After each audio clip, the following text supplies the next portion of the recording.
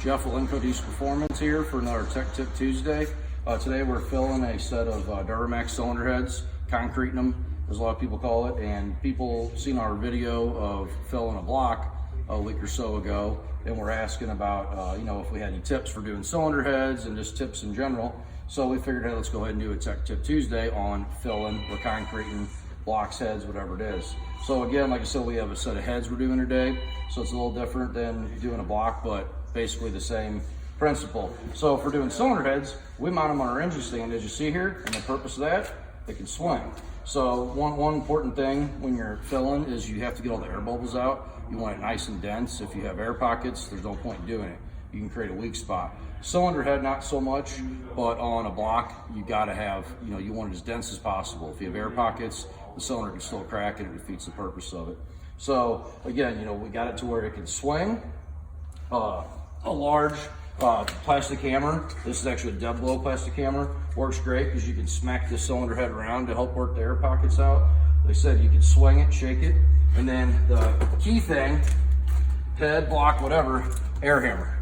So for this particular one, we got a nice coating. We didn't want to hurt the heads. I put this rubber stopper on there, so it still pounds on it pretty good, but it's not going to beat the head up as bad. On a block, I just run a flat hammer bit like that down the sides at the base of the cylinders, and like on a Cummins where the oil cooler cavity is, if you're filling that, make sure you work that really good to get the air out. Another cool trick, the soft funnels work great for multiple reasons. You can squeeze it and shape it to form pretty much any hole. You can bend it around as needed. And then what's cool, when you're done, when the stuff dries, you just take this thing, squeeze it, and it falls right off. So you can always reuse it. And then as you see here, we duct taped it on. So now you got it like a spout you can pour. And I always leave the back open like that so you get air in and out. But yeah, this works great, so that's a good idea. Rip it off, transfer it over to the next bottle. If you are doing a block and you're going for maximum density and you want to get as much concrete in there as possible for strength, you definitely want to use the maximum amount of water because it makes it easier to work with. It'll work in all the areas. If you're going more for sound deadening, or just to fill, to run less water, you can mix it a little bit light on the water. But for what we're doing here with these cylinder heads, or when we're doing blocks, we're putting the maximum amount of water per jug to help so it can work into those areas. So again, this works really slick. You get it done, you drive the freeze plugs in, and then we go level it up, and we'll show you that here in a second. So we're gonna put together a bunch of clips so we don't have to bore you with the whole video. We're gonna edit some clips, go through the whole process, show you some of the tricks, and then we'll show you the end result. Thanks.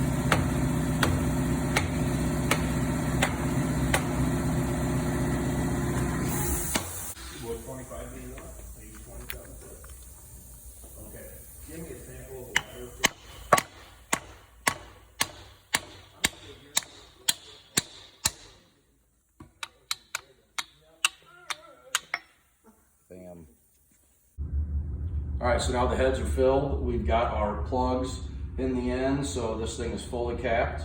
One thing we didn't talk about earlier, so if you look here, we've got duct tape.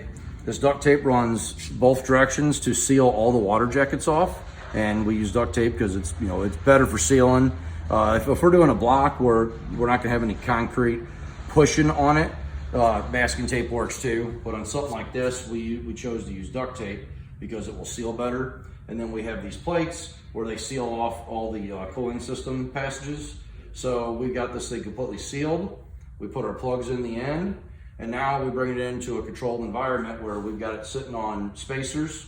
You see we've got shims, so we can get these things level, because it's super important, especially on a block, to be level.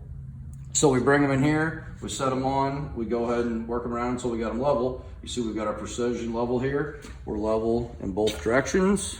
So now they sit. You could take these plates off after about 24 hours. This isn't like torque plating on these cylinder heads. This is literally there just to seal it, keep the concrete from heaving up through and onto the deck surface. So we'll let these sit for a couple days. We'll pull these plates off, we'll peel the duct tape off, clean them up, and then we won't port them for a full 7 days just to avoid any machine work. Now on an engine block, you want to torque plate it ideally. And then like we got one that we just did out here at Cummins. We put the main studs in, we put the girdle. So that block is twisted into place as it's how it's gonna be. The same principle as torque plate honing. So after we fill it, we put the head on, we torque it. We'll let that sit for 7 full days with the head torqued and the mains torqued. We will not do any machine work on that block for about a month to let that concrete fully cure to get the maximum benefit out of it. So it is a waiting game. It's a thing of patience. If you rush it, you're not gonna have good results. There's no point doing it. You're just gonna have an engine that's gonna run hot. So, what we showed about, working the air pockets out, the reason that's important on a block, you want to get the air pockets out because like I said in the video earlier, you want the mixture as dense as possible for maximum strength. Also for heat dissipation. The block filler is designed to have the same expansion rate as cast iron, as well as dissipate heat like cast iron would. So if you have air pockets or voids, like I'm saying, the set of cylinder heads, you're not worried about strength, but now you're not going to dissipate that heat through. And that is the reason that you fill a cylinder head, so you can go there and port it and to dissipate heat better instead of having open voids. So hopefully this helps people. We showed quite a bit of tricks on this. As always, if anybody has any questions, feel free to hit me up. So thanks for watching.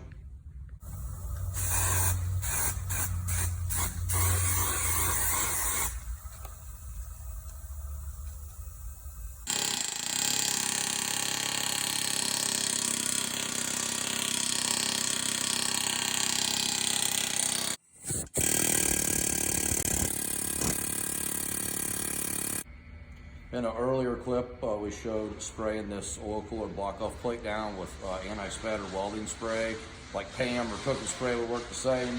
And we wanted to show you, how good this works. So you can see this plate, now there's hardly any of the grout left on it. I mean, very little bit. It left a really nice, smooth, setup too on the concrete here. So worked out great, kept it nice and flush. This come off easy so it can be removed.